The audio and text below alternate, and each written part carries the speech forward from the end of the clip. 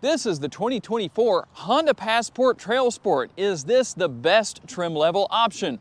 Hey everybody, it's Tom from Vehicle Visionary. I hope you're having a great day. Today, Carrie and I are at Holmes Honda here in Shreveport, Louisiana. We're going to give you a good in-depth tour of this Passport TrailSport. Diffused Sky Pearl is the exterior color. It's going to also have a black interior. And let's see what else you get for the money. As far as the TrailSport packaging goes, or trim level goes, you're going to find the gray grille here. You're also going to find the TrailSport logo in a couple of different areas, not only on the exterior of the vehicle, but also on the interior. We'll show you where those are there as well. So you have the gray bumper skid garnish. We're going to have gray wheels. 8.1 inches of ground clearance. That's a good thing when you're out, because you can obviously go off-roading to a light degree. Let's be realistic. But you know, one thing about it is that this model is going to come standard all-wheel drive. So if you live in a place where it snows, or if you have steep inclines to deal with, going up, going down, having that all-wheel drive is going to be very helpful. How about seeing? Let's talk about the lights. In fact, I'll have Carrie come over to this side. We're kind of dealing with a good, bright, sunny day. It's a good problem to have. We're going to have LED headlights, LED daytime running lights, and down here on the lower portion of the bumper, you will have right here the LED fog lights. That's a good thing. And how about your safety features? Adaptive cruise control, road departure mitigation, collision mitigation braking, lane keeping assist. All of that is here. You're also going to find things such as parking sensors on the front and the rear. Let's move over here and talk about these tires. As you can see, they're a fairly rugged looking tire. 235 will be the width, a 60 series sidewall wrapped around the 18-inch wheels. A good bit of grip there. Depends on your situation, where you're driving, what you're dealing with, but that should get the job done as long as you're realistic with it. And one thing that I want to show here, there's a lot to talk about with these side view mirrors, including a feature that I know a lot of you like to have. They are power folding. Now, something that's interesting about what I just did right there, there's a button on the interior. The ignition has to be on for that to work. When the ignition is off and you're going to lock the vehicle, then they're going to fold again, and you'll use the remote to do that. You can see what all is there on the remote, including remote start. I know a lot of you like to have that. Now, back to the side view mirrors. You will find the gloss black mirror caps here. Turn signal indicators are built in. They are power adjustable. Now, if Carrie were to come around here, I'm not going to have him do it, but what you wouldn't see is blind spot monitoring built into the side view mirrors. That doesn't mean it's not here. It's actually on the inside of the door, and I'm going to let him show you where that is. Not anything unusual on these Passports, but that's where it's located in case you walked up on these on a Sunday when the dealership is closed. A lot of states don't allow dealerships to open during Sunday or on Sunday. So you might see that and say, oh, it doesn't have blind spot monitoring, even though you see it on the sticker. Well, that's because of its location. By the way, that remote is a proximity key. It has the walk-away feature. You also have your roof rails up here. You can buy the crossbars. That's going to help you a lot with increasing cargo capabilities. And we have the tailgate spoiler back here, or what a lot of us out of habit call a rear roof spoiler. I guess you can call it either one. But there it is. You have your rear window wiper right here. A lot of the time I do like to see those tucked away inside of the rear roof spoiler. I think that works here. We finish things off with LED taillights, and something that we're seeing less and less of on the rear of this model is the exhaust outlets. You don't see that very often anymore. You also find your second of the two exterior TrailSport badges. Obviously, the all-wheel drive logo is going to be there as well. We do have gloss black across right here. A lot of the time I like to talk about the fact that when you're driving with gloss black on the front end in the wrong areas, it's going to show damage a lot more. You won't have that problem here unless you're driving really fast in reverse. And here under the hood, the 3.5 liter Honda V6. This is the VTEC, so it's not the dual overhead cam version that you'll find in the new Pilots. Still making a plentiful 280 horsepower, 262 on the torque, and it's mated to a 9-speed automatic transmission. And let's work our way over here to the window sticker because I know you'd like to know about the MPGs. So let's talk about what they are. 19 city, 24 highway, 21 combined, and 4.8 gallons of gas per every 100 miles driven. Now, a lot of the time, you just lock or unlock the interior and that will determine whether or not the gas door is open. I'm gonna let Carrie show you the button that I just used right here to open the gas door. So it really provides some peace of mind to know that that is there as it is. You do have capless fuel fill here on your gas tank. And for those who want to know, I know this is something you don't hear in a lot of these review videos on these vehicles, the gas tank size. It's 18.5 gallons. And let's talk about practical usability. I'm going to push the button here to open the power tailgate. You can tow up to 5,000 pounds. And depending on how things are configured here in the rear cargo area, on the low end of things, 50.5 cubic feet of cargo capacity, up to 100.7, up to 100.8 cubic feet. I'm gonna hit this button right here and we'll let those seats down. Well, that seat's a little bit far forward. So let me go do this because I know everybody likes to see these seats maximized. So we're going to do that real quick. Somebody just left the seat too far back. It is kind of funny. I promise I'm not actually driving with the seat that far reclined, but I know a lot of you like to see what it looks like maximized here. There is a reasonable amount of cargo space here, that's for sure, but that's not all you have. You have a little bit of space on the sides to add to your ability to store smaller items. And there's a 12-volt power outlet as well that Carrie can show you over there.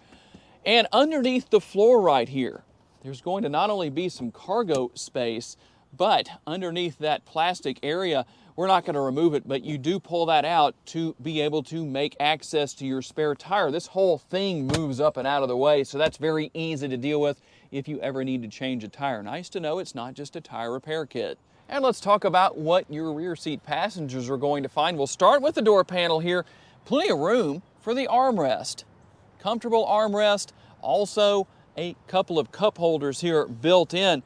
Something that separates this apart from the Ridgeline. I know they look a lot alike right now, but one thing that definitely separates it apart is that you have an actual door bin here built into the door panel. That's something the Ridgeline does not have.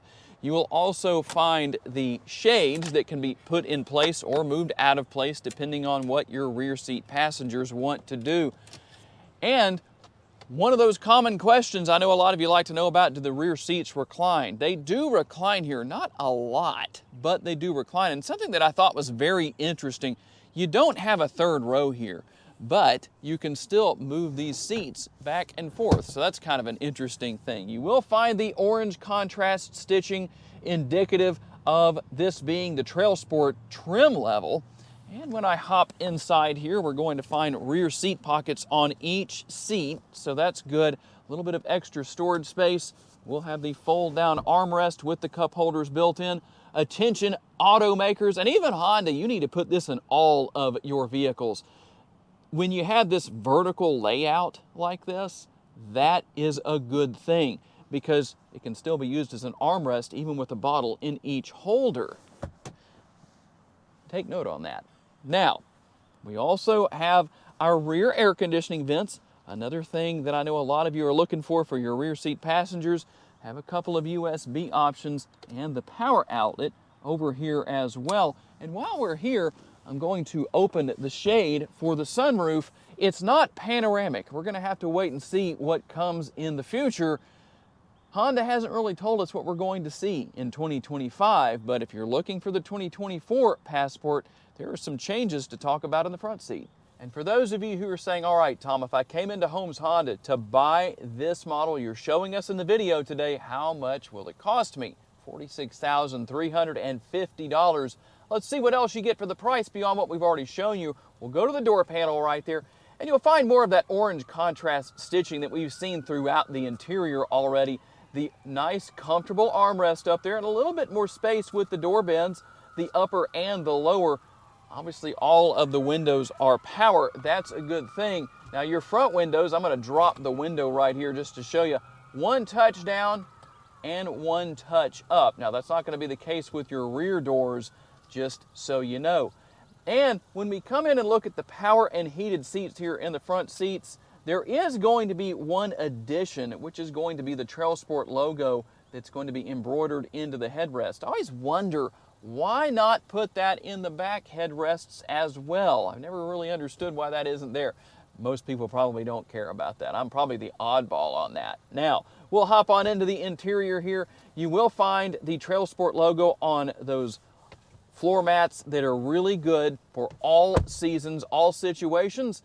So that way, when you're out on the trail or in the dirt, sand, or snow, well, people's shoes get dirty. You don't have to worry about carpet. We'll take a look into the glove box down there and show you that there is a lot of space. You also find the wheel lock key in that bag, so your wheels do come with wheel locks.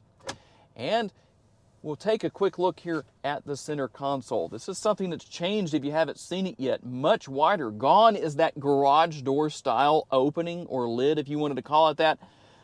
Not bad. I like the size here. I wish it was a tick higher. I think that would be helpful, but then again, you can lower the seats, which is a good thing. So, hey, look at that. All of a sudden, that's at the perfect ride height. So at least for the driver, that's easy to deal with depending on where you need to sit. And obviously within, there is a lot of space. I almost feel like if I said hello in there, I'd get an echo back. There's so much in there. Cup holders right here. And the one thing that some people like, some people don't, the push button shifter. Now there is one interesting thing to that. I'm going to put that into drive and I'm not going to touch it. Notice it went back into park. That's because I opened the driver's side door. Now there's good and bad to that. Kind of a funny story on that. I was riding with somebody here at the dealership over to the gas pump in one of these models, and it had the push button shifter, and they were in the, or it didn't, I should say. It had just the conventional style. They weren't used to that. They opened the door, went to get out, and the vehicle started rolling forward. Don't get in that habit. Another change, the 9-inch screen right here. You're going to have updates here. As far as the processor goes, it actually doesn't have the lag that it used to have in the past. It's much more responsive. It has a more modern look and feel to it. I like that. So depending on what you're used to, this might be a good thing, a nice positive change. Obviously, you're going to have your multi-view rear view camera. Nothing new where that is concerned, but something else you will find here that I think you'll like: wireless pairing for your smartphone, Apple CarPlay, and Android Auto compatibility. So that's good. You can see that those two are right here, grayed out because, well, we're not plugged into anything right now, or should I say paired up. And you already saw you have navigation there. A lot of people ask about that, if it's built in. And you do have the old school knob right here for the radio, adjusting the volume and turning that on and off. And our dual zone climate control down here. You can sync the two sides together if you want to or not. It just depends. Now you do only have the heated seats. I'd really like to see ventilated seats here. That would make me happy because it's going to be, I think, around 80 degrees today. A couple more USB options and then a 12-volt power outlet right there. Also the wireless charging pad.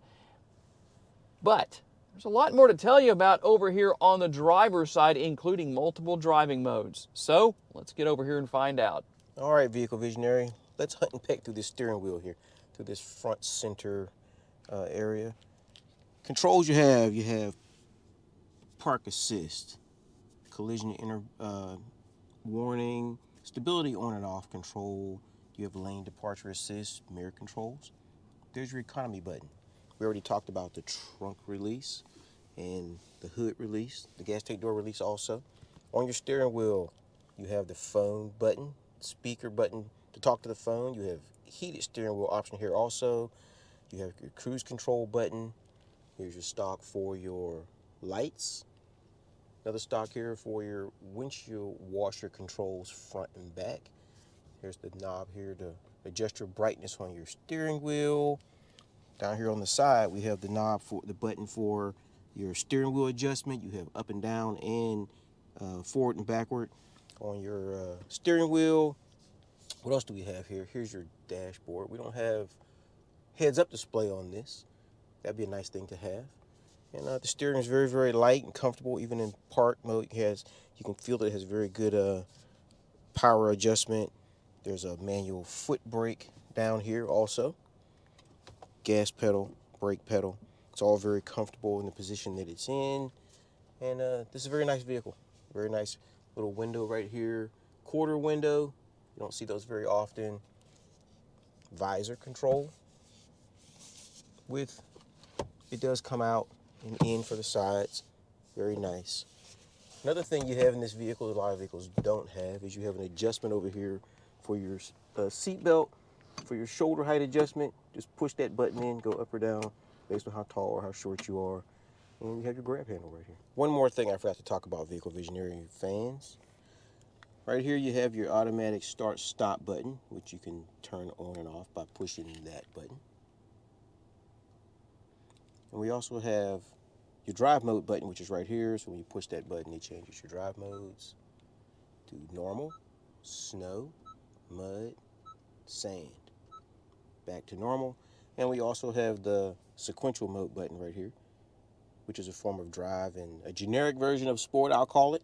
You push D, and now it's in S. And when you push S, it automatically disengages your start-stop. You put it back in D, and it goes back into normal drive mode. Okay, here we go on the test drive. Yeah, what do you think about that? Way better. Ride quality is a good test over those railroad tracks right there. The ride quality is pretty good here. You might wonder, being the TrailSport, does it ride any differently than what it would otherwise, any other trim level? I really can't tell a difference. The road noise isn't terrible. You do notice a little bit of it. I'll let you listen for a few seconds. Now, I don't know how to describe the differences that may be present in what we're actually hearing here in person and what my lapel mic is picking up, but hopefully that gives you a good idea. And this road isn't really bad, so you're not going to have a lot of issues anyway compared to what you might in other driving conditions, either around here in Northwest Louisiana or maybe where you live. But one way or another, a very enjoyable vehicle to drive, a good turning radius. If you're in a tight spot or you need to make a tight turn, that definitely will be beneficial in that respect. And it's easy to see out of. That's one thing I like about the nice tall windows, is that it makes it so easy to see out of all of the windows. But then again, you have your blind spot monitoring, as we showed you earlier, built not into the side view mirrors, but here in the interior on the doors. Still just as effective, still just as easy to use. In fact, I'm curious to know, for those of you who maybe have driven both, would you rather have the blind spot monitoring in the position it is here or in the side view mirrors themselves? Either way, you definitely catch it with your peripheral vision. It seems to be pretty good, and so that's always a good thing. And we'll get up here and go around these trucks real quick. Now, that's one thing about getting on the pedal here, is that it is kind of loud. Let's see how we do. Yeah, it definitely has good pickup. It'll get on down the road. This truck's moving faster than what I expected. See if we can get far enough ahead of him to make sure that we don't make his life difficult. Kind of a nice little driving tip there. Make sure you get way in front of the 18-wheelers before you actually change lanes. But I'll tell you what, the pickup here is good. I didn't really try it that hard. I maybe was a little over quarter throttle to do what we just did right there. So a good little acceleration test for those who may want to know. That's one good thing about doing something like that. I can tell you that the gas pedal is very manageable, and so is the brake pedal. And steering feels good and responsive. It's not too tight. It's not loose. We're in good shape on that. I like what seems to be a fairly well balanced steering experience, if that's the best way to put it. Steering characteristics, I guess. Always have to say something interesting for those who maybe want to leave a comment but wouldn't otherwise unless I say something out of the ordinary. But that's just part of the game here. But overall, a very enjoyable vehicle to drive as far as the Passport goes. If you're planning to buy a Passport, is the TrailSport trim level what you're looking for? Or maybe looking for something else? So tell me what you think down in the comments section. Is the 2024 Honda Passport TrailSport the best trim level option for the Passport? Curious to know what you think. And tell Kerry you want to see him in more videos. We're starting to get him a little bit more used to dealing with the camera as far as presenting, being in front of the camera. I promise you, for those of you who are wanting to see more of him, we're going to get there. Encourage him in the comments, please. I want to see it too. So I do want to say a special thanks to my friends here at Holmes Honda for loaning this Passport TrailSport to us for the day. And a special thanks to each and every one of you for being kind enough to give us the opportunity to give you a vision for your next vehicle. If you enjoyed this video, make sure to hit the like button. That helps us out a lot. If you haven't subscribed just yet, please be sure to do so. That way you don't miss any future videos. And if you would like to learn about additional vehicles you may wish to consider purchasing, check out the video that's on the screen right now, and we'll see you there.